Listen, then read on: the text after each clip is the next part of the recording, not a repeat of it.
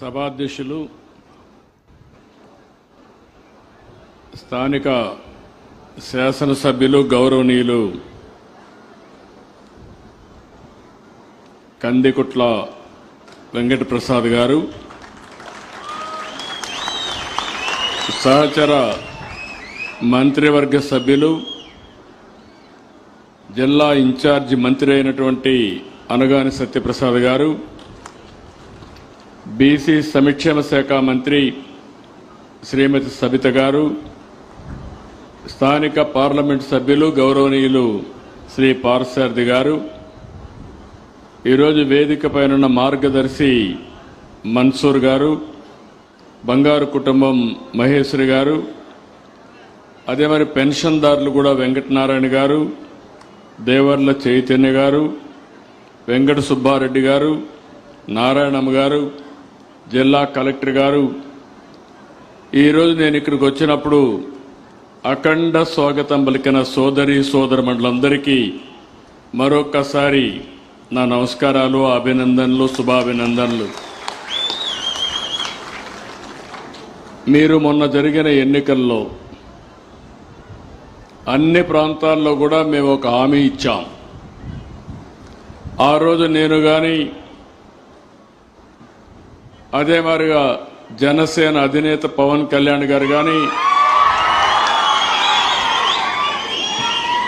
BJP Narendra Modi గారి నాయకత్వంలో BJP కానీ అందరం కలిసి రాష్ట్ర భవిష్యత్తు కోసం, మళ్లీ రాష్ట్రాన్ని పునర్నిర్మాణం చేయడం కోసం, పూర్వ వైభవం తేవడం కోసం కూటమిగా ఏర్పడ్డాం. ఆ రోజు నేను ఒకే మాట చెప్పాను,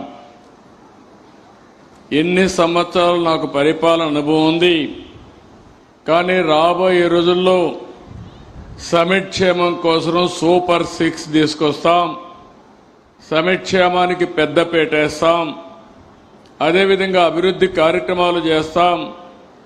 అంతేకాకుండా సుపరిపాలన ద్వారా సమర్థవంతమైన పాలన ఇచ్చి రాష్ట్రాన్ని పునర్నిర్మాణం చేసే బాధ్యత మేము తీసుకుంటామని ఆ రోజు హామీ ఇచ్చాం. మీరు నమ్మారు. నమ్మడం మామూలుగా నమ్మడం కాదు. 94% ఓట్లేసి మొత్తం 94% ఎవరిని పెట్టినా అభ్యర్థులు గెలిపించి 57% ఓట్ల సంఖ్యతో అఖండ మెజారిటీ ఇచ్చిన ఘనత మొట్టమొదటిసారిగా ఆంధ్రప్రదేశ్ రాష్ట్రానికి దక్కింది. నాకు అనునిత్యం జ్ఞాపకం ఉంటుంది. నిద్రలేసినప్పటి నుంచి కూడా నేను మిమ్మల్ని గురించి ఆలోచిస్తూ ఉంటాను. నా ఆలోచన అంతా ఒకటే, ఏ ఒక్క వ్యక్తికి, ఏ ఒక్క కుటుంబానికి ఇబ్బంది లేకుండా మీ జీవితాల్లో ఏ విధంగా వెలుగు తేగలుగుతామో ఆలోచిస్తున్నాను. సంక్షేమ కార్యక్రమాలు అవసరం. అభివృద్ధి చేస్తేనే సంక్షేమ కార్యక్రమాలకు డబ్బులు వస్తాయి. సుపరిపాలన చేస్తేనే మనకు వచ్చే ఆదాయం పెరుగుతుంది. అదే మరిగా సంక్షేమం కూడా సుజావుగా ఇచ్చే అవకాశం ఉంటుంది. నేను అందుకే మొదటి తారీఖున ప్రతి నెల పేదల సేవలో కార్యక్రమం పెట్టాను. నేను కూడా బటన్ నొక్కచ్చు, ఇంట్లో కూర్చోవచ్చు, పరదాలు కట్టుకొని రావచ్చు. కానీ నేను ఒకటే ఆలోచించాను, ప్రజా సేవలో ప్రజా మనిషిగా ఉండాలనే ఉద్దేశంతో మీ ముందుకు వస్తున్నా, మీ ఇంటికి వస్తున్నా, మీ ఇంట్లోనే మీకు పింఛన్లు ఇస్తున్నా.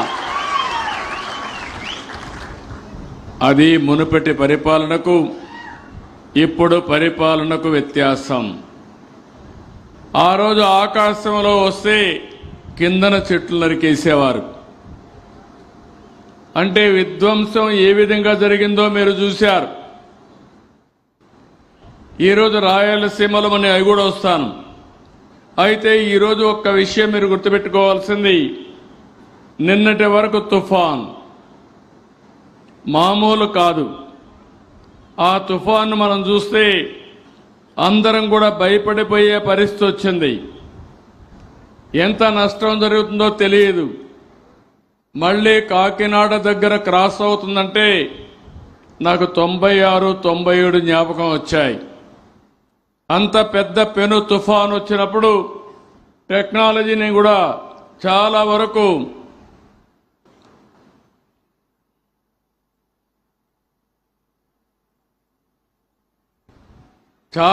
మీరు చూస్తే నేను 17 నెలలుగా కొన్ని కార్యక్రమాలకు శ్రీకారం చుట్టాను. ఇంకా త్వరితగతిన పనులు చేయాలంటే ఏం చేయాలని ఆలోచించి టెక్నాలజీని గవర్నమెంట్ యంత్రాంగానికి అనుసంధానం చేశాను. ఈరోజు మీరు చూస్తున్నారు, ఒకప్పుడు ఆనాటి పాలకులు చెప్పారు పెన్షన్లు ఇవ్వడానికి 2,55,000 మంది 2,62,000 మందిని వాలంటీర్లు పెట్టామని ఒక పెన్షన్ ఇవ్వడానికి. అదే యంత్రాంగం ఈరోజు మీరు చూస్తే నిద్ర లేస్తే మీ ఇంటికి నేరుగా పింఛన్లు వస్తున్నాయా లేదా అని మిమ్మల్ని అడుగుతున్నా.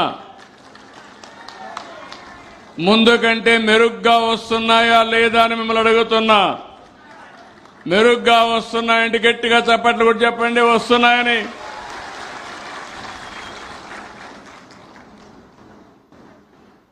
ఎక్కడ పింఛన్ ఇచ్చారో మా కంప్యూటర్లో ఆటోమేటిక్గా వచ్చేస్తుంది. ఏ టైంలో ఏ వ్యక్తికి ఏ స్పాట్లో ఇచ్చారో నేరుగా వస్తుంది.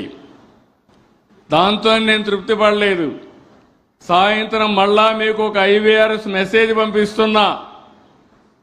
ఆ మెసేజ్ ప్రకారం వచ్చిన అధికారి సక్రమంగా ఇచ్చాడా లేకుంటే మిమ్మల్ని తక్కువగా చూశాడా చులకనగా చూశాడా అది కూడా తెప్పించుకుంటున్నా. ఇవన్నీ చేస్తున్నానంటే నాకు ఈ పేదవాళ్లపై నుండే ప్రేమ నాకుండడమే కాదు, అధికార యంత్రాంగానికి కూడా అదే భావన ఉండాలనే ఉద్దేశంతో ఈ ప్రభుత్వం పనిచేస్తున్నామని చెప్పి కూడా నేను మీకు తెలియజేస్తున్నా.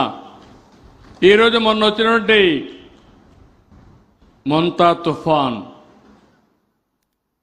ప్రజలకు కష్టాలు తెచ్చింది, నష్టాలు తెచ్చింది. కానీ తొలి రోజునే నేను అప్రమత్తం అయ్యాను. ఇంత మునుపు కూడా చాలా తుఫాన్లు నేను చూశాను. సమైక్య ఆంధ్రప్రదేశ్లో మీరు చూస్తే 96,